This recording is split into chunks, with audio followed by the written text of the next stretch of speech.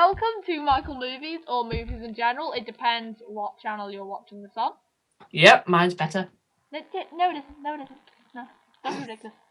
Anyway, yeah. You've already uploaded 2 other videos. Hmm. I've got one with nearly 500 views, so... Yes, well, this isn't about arguing whose channel is better, even though mine obviously is. We should do a video on that. Don't forget to subscribe! Anyway, yeah. As you guessed, we're doing the spoiler discussion for the 5th episode of Doctor Who, Series 9, The Girl Who Died. Yeah. We were completely wrong on Maisie Williams' theories. Yeah, I thought she was not Jenny, she wasn't Susan, she wasn't Missy, she wasn't Mother Song, she wasn't Clara, she wasn't Amy, even though that's one of the weirdest theories out there. But, yeah, she's basically someone who died. And then got brought back to life and made immortal. Yeah, and became that hype feed they were talking about in episode 2. Yeah. You know, the title really should have been the clue. The Girl Who Died. I mean, yeah. Yeah, I can't believe I thought she was going to live by the end of this. Well, she does, but then she died. But then she gets, like, made immortal by accident. Yep. On the actual poster, it literally has a sword stabbed right through the top of her head. Well, yeah. You see, the people watching this YouTube video can see the poster, dude. Thanks to the magic of the internet. Oh, yeah. Anyway, we're getting seriously sidetracked here back to the episode. So, what's your favourite bit? Favourite bit? When they were partying. Yeah, that was pretty funny. Yeah, but also another one, which, starting about 2 minutes. Hmm? You know, starting 2 minutes where Clara's floating in space? Oh, yeah. Yeah, that has completely nothing to do with the episode. I could be an entire episode on its own. It'll be cool if they, like, do an episode one time explaining what happened with that. So I do like the, thing with the Viking just breaks the sonic sunglasses.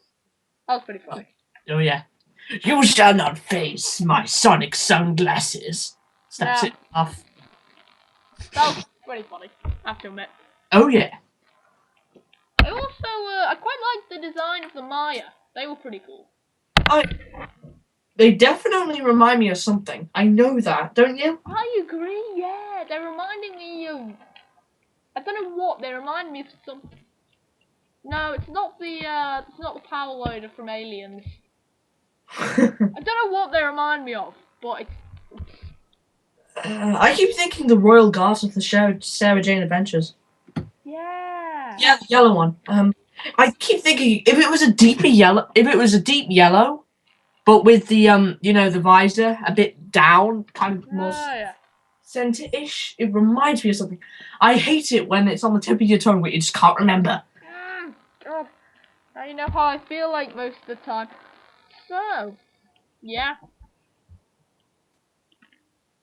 Pretty cool design, actually. Yeah, he has giant wings on... Odin has giant wings on his helmet. And a cyborg robot-y eye patch. Oh, yeah. Interesting. Well, I suppose he wasn't really a cyborg, was he? No, it's just a guy wearing a cool eye patch. No, I'll tell you what. The bit where his face appears in the sky reminded me of Monty Python and the Holy Grail. The bit with God. That did remind me of that. Oh, well. Anyway, so... Sidetracking, how's your day been? We're kind of supposed to be talking about the episode here. Right. Yes, I forgot about that. Just sidetracking for a minute. Yeah. So, what was your least favourite part of the episode?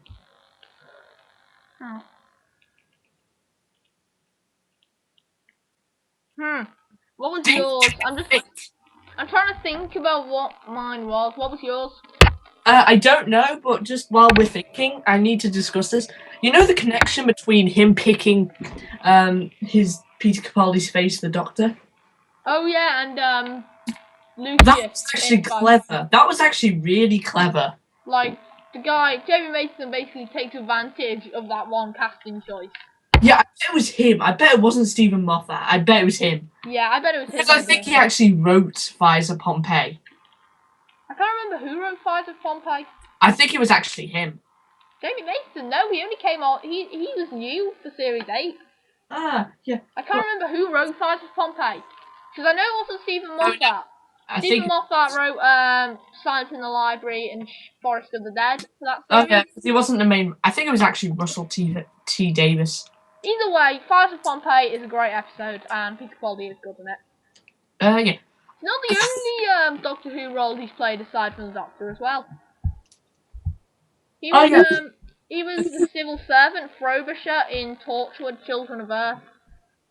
Ah, right, and he was also a Who Doctor. You know, H dot. So W dot. You know the anagram, Who, from World War Z. It was actually called a Who Doctor. Oh, okay. That was just a fun little fact for you. Recently.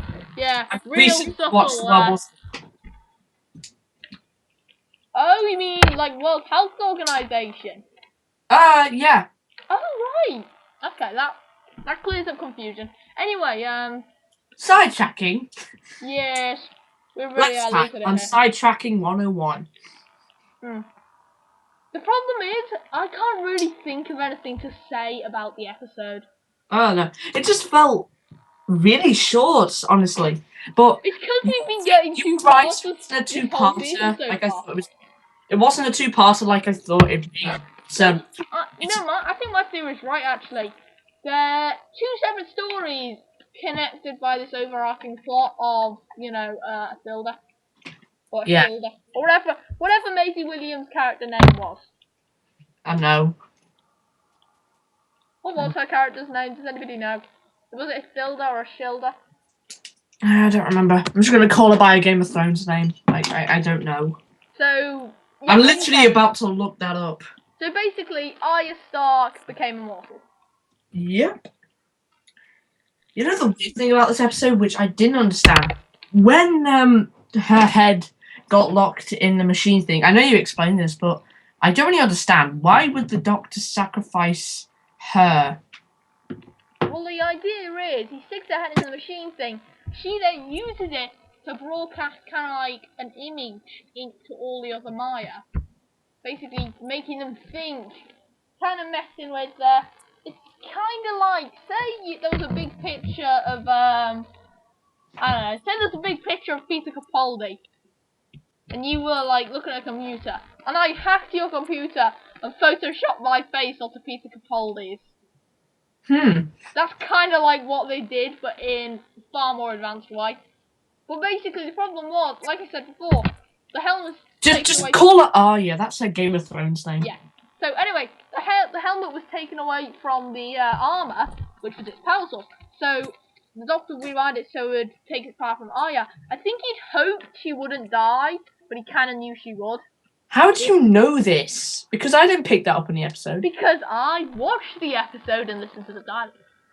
Plus, I worked some stuff out. It was a pretty fleeting mention, I'll tell you that.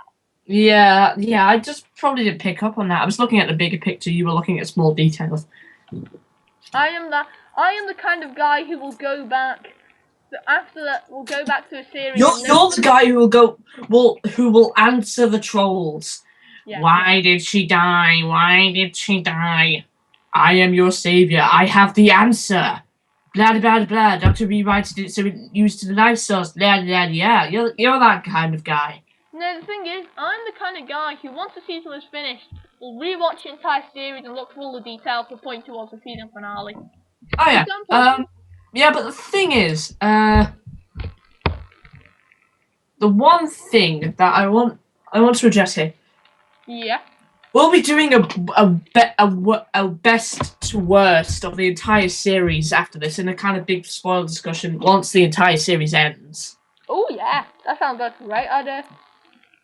Yeah, I know. We'll be doing that, and it'll be really good just to discuss which are our best episode. Yeah. We'll probably work it out and line it up beforehand. And if you want our original opinions, you could just go back in the spoiler discussions. I like how it's gonna over 12 weeks.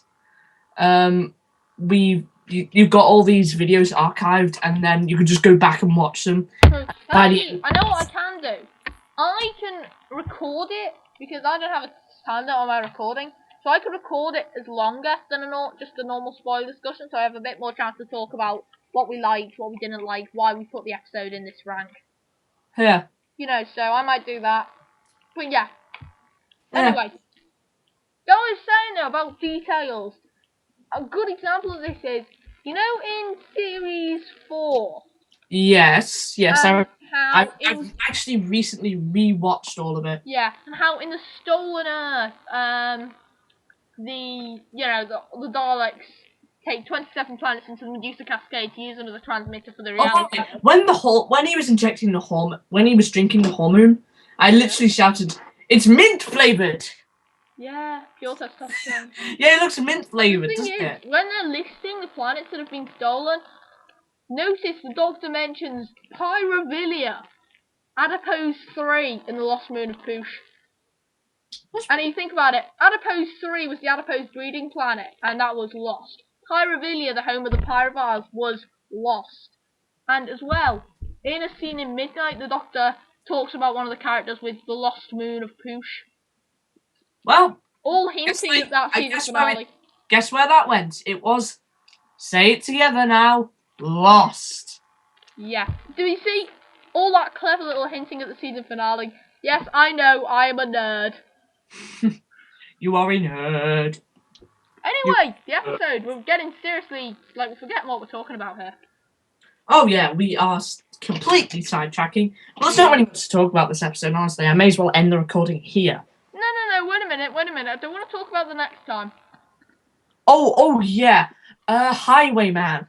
Yeah, I've read the previews in the Doctor Who magazine, and apparently it's set in Haslow, England, in 1651. Yeah, I don't get Doctor Who magazine because, well, you get previews of the episodes just before they come out. Yeah, there's a thing called the internet where you don't have to pay £4 each month. Apart from the fact that it also has. $5. It is really good though. You can probably get it on an iPad or something, but I prefer to get the physical copy from the newsagent. Seriously though, they've got exclusive interviews, got some really funny columns. On the back page, there's a page called "Watcher from the Watcher." You know the Watcher from Legopolis. I think I actually got a Doctor Who magazine thing once. Yeah. Or was that the one you showed me once? Might have been, but it's got a history of Doctor Who and 100 objects, supporting artist of the month, the sixth. Yeah, I think that's the one you showed me. What a load of rubbish. But yeah. So, what's your rating for it? I really agonised over this one because I like it and I kind of enjoyed it, but I really can't decide how good I think it is. Yeah, it is actually technically a really good, well-devised episode. We're not the best of the series, but so far... That's the thing. It's a good, It's my favourite episode of the series. That's the thing. It's a good, really well-defined episode of the series, I think. There's something about it that just didn't click with me. The thing is, with the witches, the magician's apprentice, the witches familiar before under the lake and before the flood, there was something about them that did it, but there's something about this one I knew was good, and I did enjoy it. It didn't quite click with me, you know? There wasn't that much substance. Yeah, though I'll tell you what, though. It's kind of it's like a sandwich with no filling. It's a bit dry on the outside, but you know there's got to be something in there, but there's not really. Yeah, that's the thing, though. There are some good details. It's kind of like the Magnificent Seven, actually. But there's also this episode was actually 40 minutes long. It wasn't 50. Yeah, that's a bit of it. No, the Doctor Who episode is normally 45 or for that. No, it's 50 actually. I've noticed. No, 45. Last episode was 50. I definitely know that. Yeah, but before there have been episodes that have only been 43 minutes long. Yeah, it's lacking another extra 5 minutes for extra details. So the thing is, what works is that when the Doctor's trying to train the villagers to fight, you're hoping that as that sequence goes on, you start to get a sense that, they're not actually going to do this, are they? Yeah, they're all going to die. Your rating... then they beat the Maya. Michael, what's your rating? I think it's good, and I did enjoy it, but it didn't quite click for me. It would have been a 10 out of 10, but it gets a 9 out of 10. Mine's a 10 out of 10. See you next time. Bye. My